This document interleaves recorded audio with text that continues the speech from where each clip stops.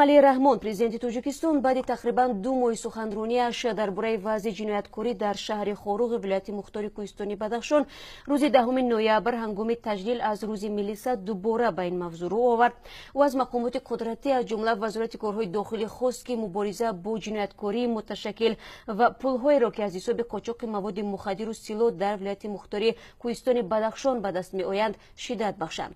او مبارزه با این نوع جنایتکاری در ولایت بخصوص در شهر خوروغ و نویه‌های شغنان و روشان را به طلبات روز جوابگو ندانست.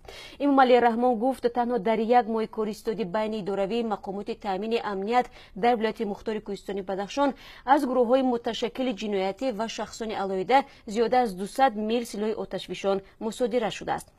همچنین در راه‌های شهر و نویه‌های حدود ولایت ویران کردن قاعده‌های حرکت در راه از قبیل در حالت مستی اداره نمودن واسطه‌های نقلیات به حجت رانندگی با شیشه‌های سیاه و خیره کرده شده زیاد ثبت شده.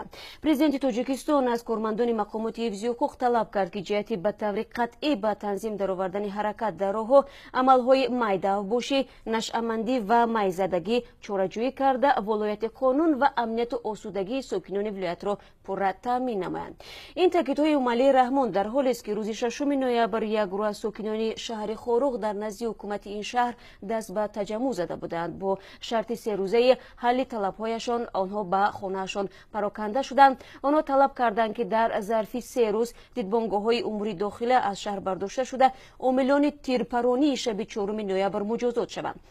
یادگار فیض رئیس ولایت در نوبت خود وعده داد که شکایت مردم را درباره تیرپرانی که در آن دست کم 1 نفر زخمی شده بود ستاد بین اداروی امنیتی مورد آموزش قرار می‌دهد.